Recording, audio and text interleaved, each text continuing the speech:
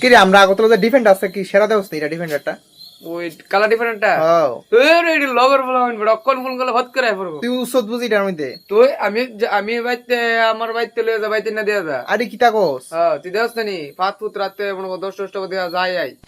আমাদের হচ্ছে মেঘালয় জানো না অনেক শখরে কিন্তু টিয়া বসে লেগে পাইতে মেঘালয়া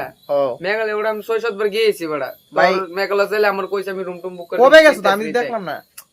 তুই কেন দেখবি তুই সময় শুরু আছে নি আমার মেঘালয় জানো টিয়া বসে শর্ট টার্গেট হোটেল টোটেল বেশি না নিদাম তুই হোটেল চিন্তা করিস হোটেল তোর ফ্রি তে লয়ে দিম কয়টা লাগবো